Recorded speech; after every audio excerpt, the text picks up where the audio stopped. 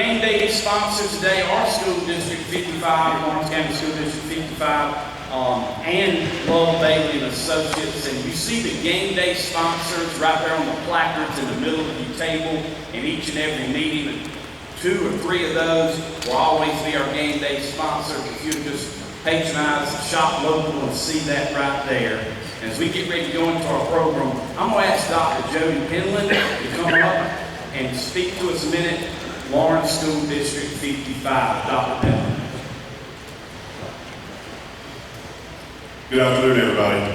One of the things I do want to say is just I appreciate the opportunity to be here, but also to be a game day sponsor. In Lawrence 55 this year, we're really focusing on building a 5-star culture of excellence.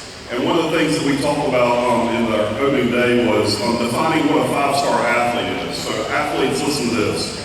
A 5-star athlete is defined as the most elite prospect with exceptional athleticism and talent.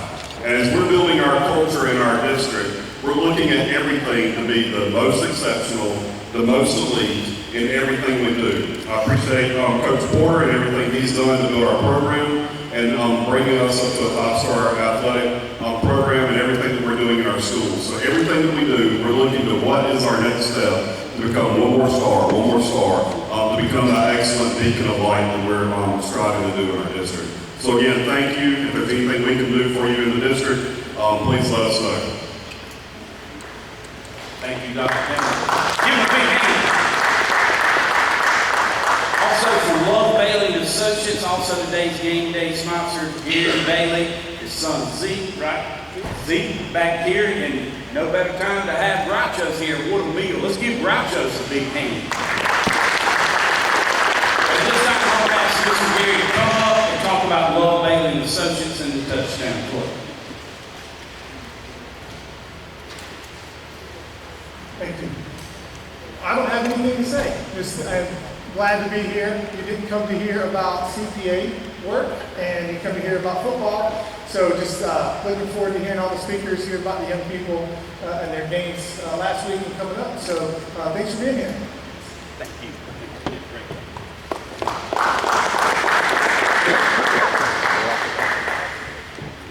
Again, today is all Blue Hose, Presbyterian College. The game is 7 o'clock Saturday between Erskine, Coach Englehart, our featured speaker.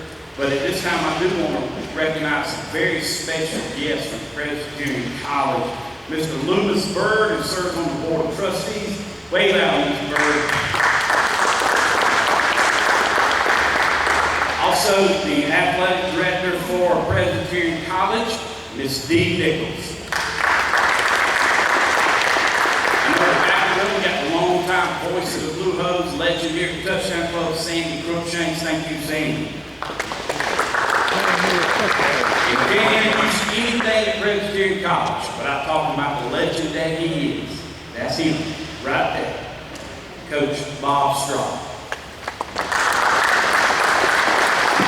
And always close by, Miss Betty. We thank y'all for everything y'all have done in the community of Lawrence County.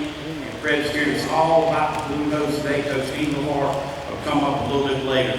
I do want to shout out at this time our booster clubs. I know we got a lot of the parents of the kids that will be represented here today. And one thing that the booster clubs of each, the Crusader Booster Club, the Raider Booster Club, and the Red Devil Booster Club, are sponsors so that the families of our player of the weeks can come without any charge or any admission. So I think that's wonderful that all 3 booster clubs step up and do that for the parents, our kids. Let's give all 3 booster clubs a big hand.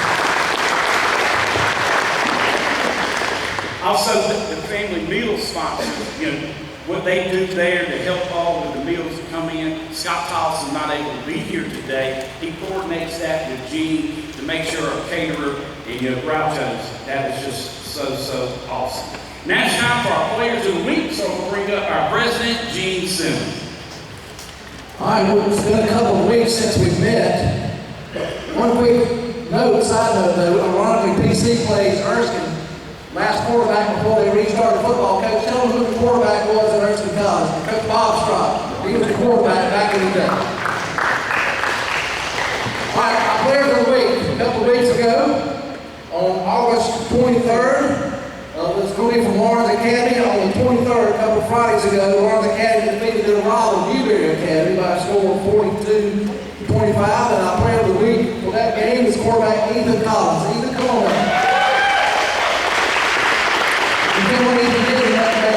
This quarterback here passed for 198 yards and 3 touchdowns. Completed 13 passes on 20 attempts. By the way, he had one called back for 47 yards as well. This gentleman also rushed 87 yards on 10 rushes and 1 additional TD rushing as well. If that wasn't enough, he also scored 3 two-point conversions as well. So again, a big win for Lawrence Academy over Newberry Academy. Coach Doolittle stated Ethan has every intangible as a coach wants in a quarterback. He's even-keeled, mentally and physically tough, smart, coachable, disciplined, and a leader, and extremely hard worker. Our player of the week for August 23rd, Lawrence Academy's Ethan Collins.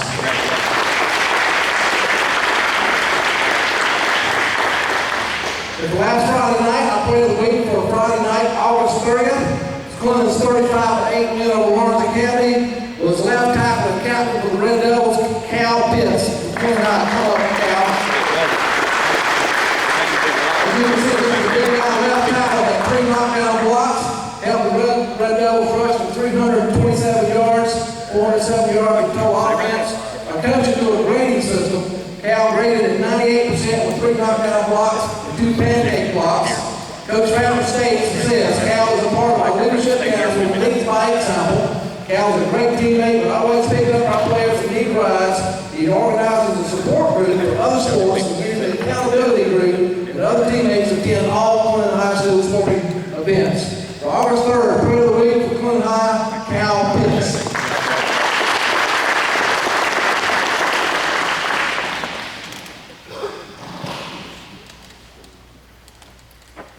Before Coach Englehart comes up, it's all about these kids. I know Coach Englehart agrees with me on that. And, you know, tomorrow night, the Red Devils will travel down to Newberry. The Raiders will travel to BHP. And Lawrence Academy will host Oak Brook Prep.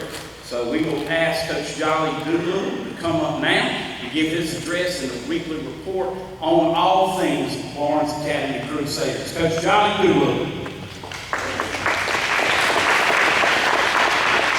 All right, thank you so much for having us. I say it every week, but it needs to be said. This is a wonderful thing we got going here. I've been a lot of places with a lot of touchdown club, and none do it better than right here. So very thankful to be here. Coming off a loss, our first loss of the season, where we had 11 penalties to the other team's none. Multiple drives stopped inside the 10-yard line, but where we outgained the opponent, and so a little discouraged by that. So you know, it was a challenge. Of course, that's what makes football so great. You have the opportunity to look adversity in the face and put your work boots on to go back to work. And so certainly. Want to get that losing taste out of our mouth. Before the game on Friday, we shared with the team scripture out of Mark where Jesus takes his disciples into the temple and into the treasury. And the story tells of the people that went in there before and gave large sums of money. And there was a poor old widow woman that came and dropped 2 copper coins in there. And Jesus told his disciples that surely this woman has given more because she gave all she had. So we challenged our team to drop the copper coins. Whatever ability you've been blessed with, give all you got. Give every amount of effort that you have in any endeavor. Just as goes on to share in Colossians, whatever your hands find to do to the Lord, not to man. So we brought 4 guys today that regardless if it's a Monday or a Friday night, Regardless, they've been blessed with millions in talent or 2 copper coins. These guys give everything they got every single day. Here representing us today, Garrett Murphy's a senior. Caleb Hardy, sophomore. Elijah Hornberger, you can tell he gave all he got. John 15-13 says, no greater love than this, as a man will lay down his life for his brother. Drops us 2 copper coins every single day. And then, of course, Ethan Collins, our quarterback. And so I'm thankful, blessed to be able to coach guys every week that give us everything they got. So looking to get back on the winning track this week with Oakville Prep. Thanks a lot.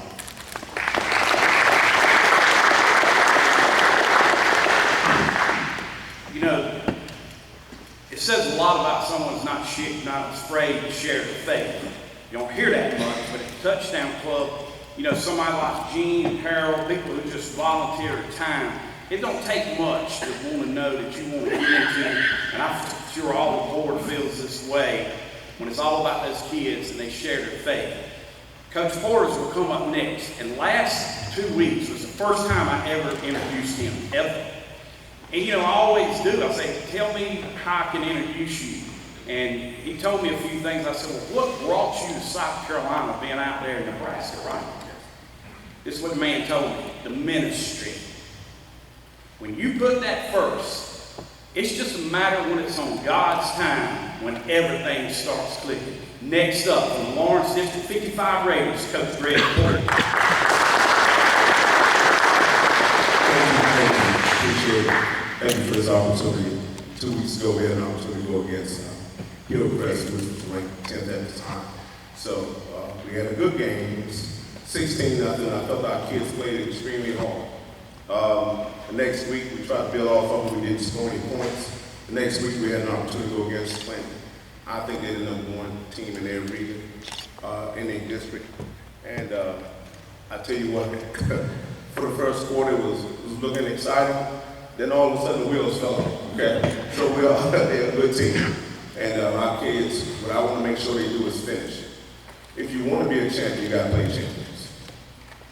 If you talk about being region champions, you got to play people that are extremely good, great discipline.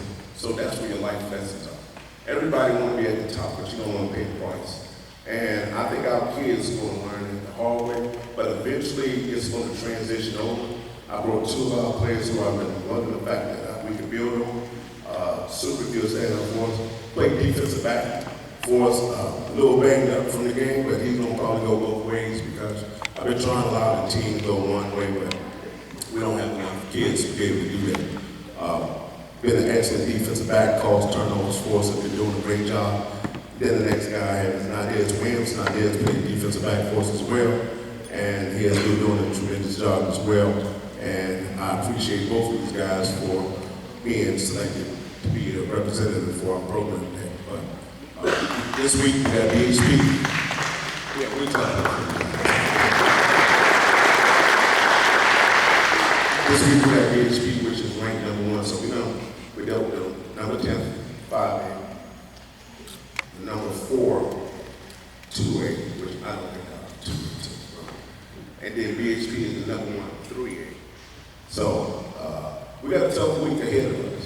So it's no time to lick our wounds, no time to complain and murmur. We just got to get better. Thank y'all for the opportunity. Coach Fountain comes up. I echo everything I said about Coach Porter just a while ago. What he was discussing with me is FCA. Is Julie Lawson here? Yeah. There's Julie. So Coach Fountain, the first thing he's talking about here today is the Red Devil chapter of the Fellowship of Christian Athletes. I just want to say that about these 3 men and how they lead their program. But I have to say this. For the 4th year in a row, the Lawrence County champions, Clinton Red Devils, Coach Corey Fountain.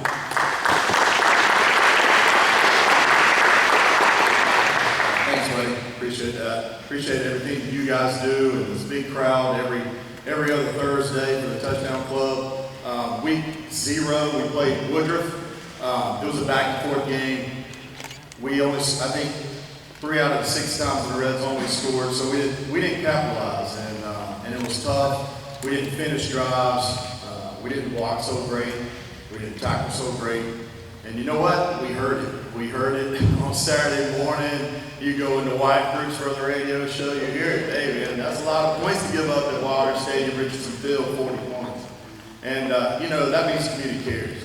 And we understand that. You understand that as a football coach when you get into it. But it's a process. And that one game is not going to define our team. And our kids realized that, and they were back to work at 5:30 a.m. on Monday. We practiced at 6 a.m. Practice at 6 a.m. on Tuesday. We practice at 6 a.m. on Wednesday. And our guys and our parents, and they understand that commitment level of Red Devil football. And they got back to work, and we had a pretty good game against Lawrence. We were able to bounce back, and we're just going to continue to work. We have another tough competition against Newberry this week, so we'd love for you guys not to watch it on TV, but come out to Newberry to support us. Let's try to have a bigger crowd than they do. And the crowds the last 2 weeks of Wilder Stadium have been phenomenal. Like, unbelievable. The electricity is in the air. The stands are filled up from one side to the other. And that's awesome atmosphere for our kids to play in. We appreciate that. And all the upgrades with the school boards, and we're getting lockers today. We're a little late today because we had to be moved out of our locker room. We're getting lockers. We're not going to have hangers anymore. Big hangers, y'all don't understand. Unless you've been in our locker room, there was no lockers. There was no lockers in the locker room, but that was by design, and that's all right. And we're moving forward. And you keep moving forward. And these coaches that are here, no matter if it's win, lose, or draw, you win, you're still thinking about that next game and how you can prepare these kids to be better. You lose, you're thinking about that next game and how you can prepare these kids to be better. We want to prepare them, and you hear it from these coaches, not only for football, but for life, and for school, and for outside. We're trying to make them awesome young men. I've got some awesome young men with me today. I've got Cal Pitts. He was Touchdown Club Player of the Week. You know, he had been overshadowed by his big brothers in Clemson right now, but he's already come in his own. Great leader for us, tremendous leader. And like I said, he's one of our leadership council leaders. He's got 12 guys under him. He kind of directs them. They have certain duties. He orchestrates guys to get together. They go to volleyball games. They go to track meet, whatever it may be. They go to all softball games, baseball games, and they show up and they show out to support other teams and other groups within our school.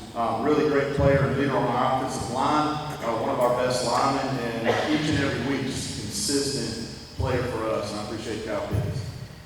Next up, we have Sean Richardson. The last couple of weeks, if you come to our games, he's electric. He makes things happen when things get broken down. He makes something happen out of nothing sometimes.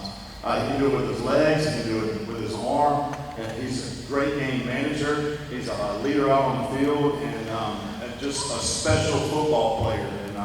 And you know, colleges are taking notice. So, same with Cal. But appreciate everything he does at practice and in the games, and look forward to seeing what the rest of the year holds for him.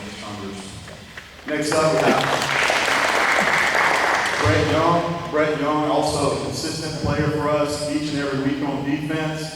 He's all over the field, getting to the ball carrier, sacking the quarterback, tackles for loss, putting people in the right position on the D-line if they're out of a gap they're not supposed to be in. Hey, man, this isn't where you're supposed to line up. But basically the quarterback on the defensive side of the ball, and has done a great job ever since he's been at Clinton doing that, and we appreciate you. And he's also a leadership council leader, and he also has 12 guys under him that he's directed each and every week as well. That's great going. Next up, we have Javen Cook. Javen Cook is a special young man as well. He mixed in some at running back last year, and I knew he was going to be a good football player this year. In the off season, he really hit the weight room hard. He really understands the offense and what his role is in the offense. Does a great job of blocking for the other running backs, and does a great job of running the rock. One, I think it was against Woodruff, we had counter called. There was nothing going in counter. We missed the block. Javen decided to banana outside and hit another gear I didn't know he had, and scored a touchdown. But that's what he gives us. He gives us some explosiveness. He's able to take what would be a 3-yard run and turn it into a 15-yard run or a touchdown. He's also one of our leaders on our leadership council as a junior, Javen Cook.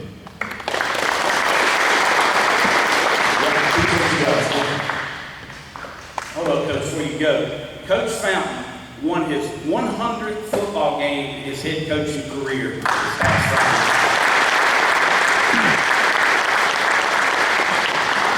Friday. And Sandy Cruikshanks, Coach Fountain is exactly right. It's better to interview him after a win than a loss. You gave me that job 20 years ago, and it is. It's a whole lot better. For some reason, after that loss, Coach Nichols and Gene don't want to ask questions and make me. This past Saturday morning, Gene and Harold wouldn't even let me talk. They wanted to do all the interviewing. That's just a process. That's what it is. Speaking of Coach Nichols, the most qualified man in the room is who introduces our featured speaker each and every week. And that man today, to introduce Coach Englehart, is our very own Coach Harold Nichols. Thank you, buddy.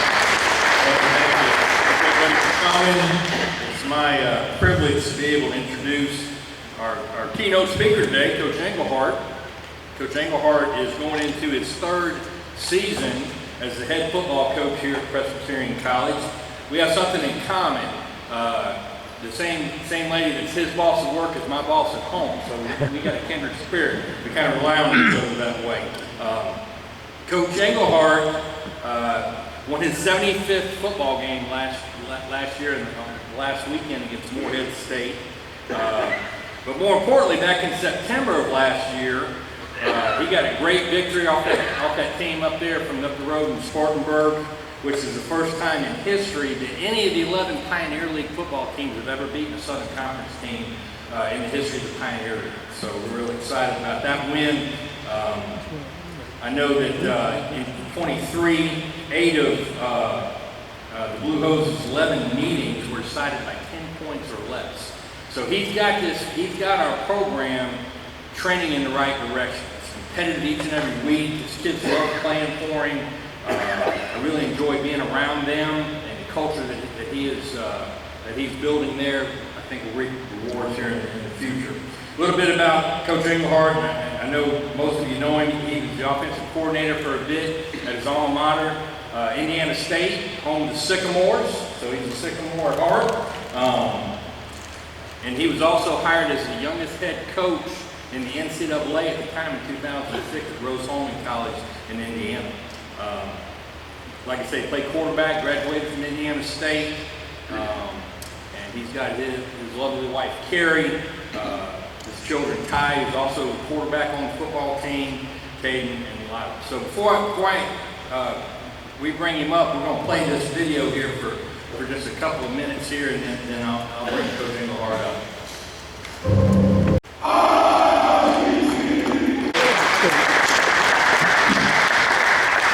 As a former player and as an alum, very, very excited about Blue Hose football under the leadership of Coach Englehart. As you can see there, when you win, you sing, so I hope we sing a lot this year. So ladies and gentlemen, y'all give a good Lawrence County welcome to our football coach, Steve Englehart.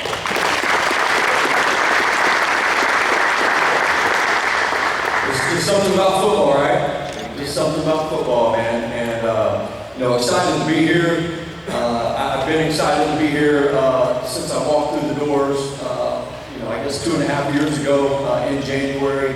I feel very blessed to be a part of this community. Feel blessed to be a part of PC. And really excited to be able to come here every Thursday. I wish that you could do it every week. Because this is the only time that D. Nichols lets me out of the office. So, I actually get a break away and talk to her husband about some football. I was just talking to Harold about, Erskine this week. They play some different defensive schemes and things that you just don't see very often. So we were able to, kind of share some thoughts, and that's always good. But, I want to talk about, really. Football in general and kind of where I grew the love for it. And I think that everybody, has a little bit of these same thoughts, but, I grew up in Terre Haute, Indiana. And if you know anything about Indiana, really it's a basketball state. I mean, everything's about basketball. And especially growing up in the 80s. Larry Bird just recently, left Indiana State, was doing great with the Boston Celtics, and Indiana State was 5 minutes from my home. So there was still that ripple effect of the Larry Bird days at Indiana State. You had Bob Knight doing great things at Indiana University and winning national championships. So it was all about basketball. And everybody, and I like basketball, don't get me wrong. I mean, there were things about basketball I liked. But there was just something about football that just drew me to it at a very early age. I remember early on, I was probably in first or second grade, and I wanted to play football. And they wouldn't allow you to play tackle football until you were in the fourth grade there. So I wanted to play football so bad. My parents got me, if you remember, you probably get it at, Walmart or something, but those little football kits that had the shoulder pads that were the super plastic thin shoulder pads, and the helmet that had the nylon straps on the inside of the helmet, so it would kind of fit your head. And I had Chicago Bears. All right, Indianapolis Colts didn't get to Indianapolis until I think '84, something like that. So everybody in our area, we were all Chicago Bears fans, and huge Walter Payton fans. So I had the Walter Payton jersey and this little kid, helmet and shoulder pads, and I remember having that on at all times. I never took it off. And we had these little steps going up into the like the living room area. And I remember just being in a three-point stance with that helmet, shoulder pads on, and just kind of running into the steps there, just to feel contact, I guess. And I'd go out into the yard. I would do spin moves off the trees in the yard and things like that. And but then as you get a little bit, a few years go by, and I started playing in fourth grade, and I was always recruiting everybody in the neighborhood, everybody from the school bus or whatever, to play football after, either during recess or after school. And we'd play no pads, you'd play tackle, and the fall time was the best because you could rake up all the leaves and pile up all the leaves, and you could tackle each other into the leaves. I don't know if kids do that anymore, but we used to always do that. And then Walter Payton, obviously, was a hero of mine. So, Walter Payton was famous for down on the goal line, over the top. They'd give him the ball, and the O-lineman would kind of submarine, and he would go flying over the top. Well, that's what we want to do. So I'd coach my little brother to, hey, stand right here in front of the leaves, and I'm going to come run at you, and I'm going to jump up here and flip my leg so I can flip over into the leaves. But these were all just memories of that I had with football growing up.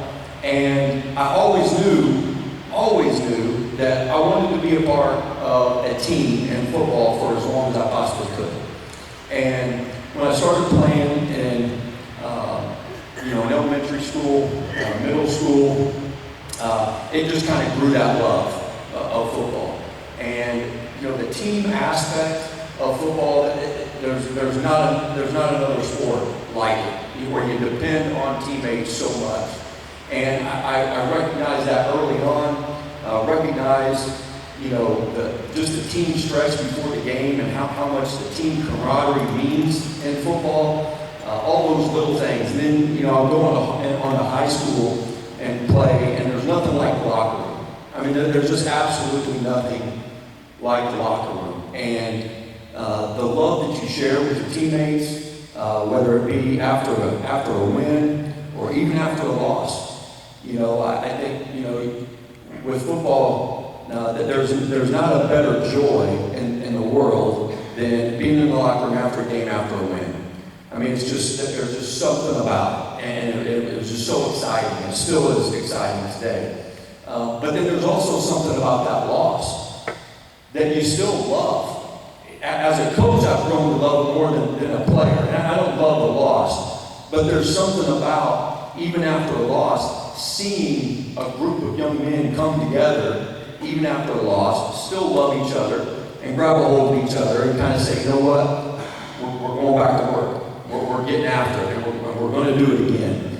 And we're going to be better, from it. And, there's just a lot that football brings to these young men that you just don't get other places. And, like for instance, how much in football do you train, do you practice, and do you work for, 10, 11, 12 games a year maybe? And, these other sports, they get 30 games a year, 40 games a year. There's a lot of effort put in. College football, you have your spring practices, you have your winter conditioning, you have your summer practices, you have fall camp. We have 25 practices before our first game just in fall camp. So there's a lot of grind and there's a lot of effort put into this. And I've had Fortune 500 CEOs and CFOs come into my office to hire players. Particularly when I was at Rose Hall, we had this huge career fair, and every single one of my students were engineering students. Every single one, 100%. It's the only school in the country where 100% of the players are engineering students. But I would have these CEOs from Boeing or these huge companies, and they would come in and they would want to talk to me about my players. And I said, why do you come into my office? Every year you come in my office and you're talking to me about my players. And he said, and I said, is it the teamwork aspect? Well, yeah, that has a little something to do with it. Is it the time management aspect? Is that why you look at football players? Yeah, that has something to do with it as well. And he said, but really why I love hiring athletes and football players in general is because they know how to fail and then get back up and do it better the next time. And so that there's a lot of lessons. And I commend all these coaches and all these players in here because that's what we're instilling in our young people every single day is how to, you're not going to be successful every single second of every single day. But you're going to grind through it, and you're going to figure out a way to get better. And he used to tell me, I'll hire somebody who was a 4.0, and I give them a job, I give them an assignment within the company, and they struggle with it, they maybe not do so well at it, and I have to spend 2 weeks giving this person a pep talk on just getting him back going again. He said, I hire a football player, and I can get on with it. This isn't good enough, this isn't right, and I don't have to say anything else. I mean, he's going to put his head down and he's going to grind to do better, to do better. And that's what we try to instill in our football players every single day. If I have a PC plug, what we want to do every single day is work to get better. We have a saying, pull the rope, and I've always talked about this, and I always will. But I was sitting around a staff table about 10 years ago, and we were talking about, what we want out of our team and how we want them to attack every day, and how can we relay that. So we came up with this saying called pull the rope. And if you envision in your mind a tug of war, and all your goals, dreams, aspirations, everything you want to accomplish is on one side of the rope. And all the things that are going to try to prevent you from getting to those goals are on the other side. And every single day you wake up and put your 2 feet on the ground, you have to pull the rope, and you have to try to do everything that you can to get to your goals. And there's going to be a lot of things along the way that try to stop you. And sometimes it's you getting out of your own way, and you just being on the right side of the rope instead of the wrong side of the rope. But every day you have to give great effort, and how you do something is how you do everything. So you got to do it in all phases and make it a habit. You have to have great discipline in everything that you do, and sometimes that's doing the things that you need to do, but you don't necessarily want to do. And then the last thing is perseverance, and you have to persevere and persevere and persevere. We're going to win more games, and we're going to lose more games. That's just the way life is. But at some point, win or loss, you got to do it the right way, and you got to come back better the next time from it. So I'm really excited about this team that I have now. We have some guys that have been through it, and they've persevered, and they've continued to grind. We have a great culture, I believe, within our team, a team that really loves each other. We have 130-some players, on the team, and in today's age of college athletics, it's really hard to build a good culture because everybody wants to leave and transfer everywhere. And and at some point you have to just stick, have some stick to it in this, and just kind of stick to it and keep grinding, and the time will come. And I wish that's what young people would learn, and not just to run away from everything. I try to encourage our athletes, our football players, to don't drop a class. Like, why the why the heck are you dropping the class? You don't need to drop the class. I don't care if you're struggling in the class. I don't care if you're not getting along with the professor and maybe it's too hard. Okay, grind through it. I mean, get a D or a C, but don't drop it. You're just running away from problems. Don't drop the class. Stay in the class and find a way to make it right. Find a way to make it better. And so those are the things that we try to push with our guys. But I'm excited about the year. We have a tough schedule ahead. We have 3 more non-conference games, and then we get going with conference play, which we're excited about. I'm gonna leave you with this last thing. We talked to our players about the dash. Okay, so the dash is, everybody has a birth date and an expiration date, and the dash is everything in between. And this team has a dash. We showed up on July 29th. That was kind of our birth date for this team because every team is different, and next year will be a new year. And we don't know what our expiration date is, but we know what the dash is, and that's everything that you're doing right now. And so we talk about dedication. And I think this is in life and football and whatever you're doing. Dedication to the team, dedication to your family, and dedication to your job. Whatever your job is. Have great dedication in those things. But so dedication to the team, dedication to your family, dedication to your job, dedication to the Lord, obviously. And then the A in dash, having a positive attitude. Regardless of your circumstances, regardless of your role, regardless of whatever is going on, work your best to have a positive attitude.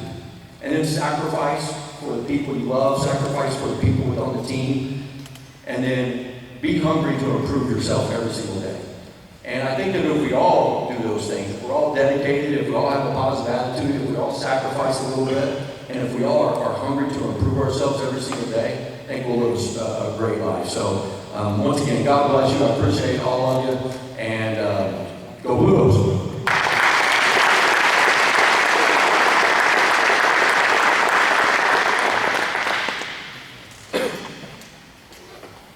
Door prizes will be the last thing we do, but I do want to tell the players, Coach Fountain, even if on the way out this calls to get the picture, especially for the players of the week. We're trying to pull everything and kind of get those pictures and do that for you. Coach Englehart Presbyterian College, there's a lot of good things going on that campus. Dee Nichols puts her heart and soul into it. Julie Lawson did not ask me to say this, but last night I was on the campus of Presbyterian College till 10 o'clock in an FCA worship service. A young lady by the name of Anna Ruiz. And it's on my heart, so I hope this is okay. The FCA chapter of Presbyterian College really wants to take the Lawrence County FCA and make a stand for Christ and make Christ a priority in all we do. So I'm going to offer myself to any coach, any player. You reach out to me any way with time, sweat, tears, money, because it really moved me last night at Presbyterian College, the fact that I was even invited over there. Because Clinton's a community, and that's the first time in my life anybody from Presbyterian College ever invited me to come to Presbyterian College, and it was about the Lord Jesus Christ. I hope that's okay to say, because that's what I felt like the Holy Spirit wanted me to say today. So you guys, I challenge you, and I'm just nobody. I'm just your MC, but I love you guys, okay? Get to know some of you very well. Find out who your person is at FCA. Okay? And make Christ ever and lead people in a direction. I told Brett after the Woodruff game, I don't even know why I told him this, but we lost. And I said, the difference between a good leader and a great leader, you remember this, Brett? I said, a good leader takes people where they want to go. A great leader will take people where they don't want to go. Heaven is a place we all should strive to be our eternal home. And you guys, you, the Raiders, the Red Devils, the Crusaders, Coach Englehart, Corey, Jolly, Greg, make it happen. Okay? Make it happen. Reach out to who you got and say, that's what I need help on. All right? All right, here we go.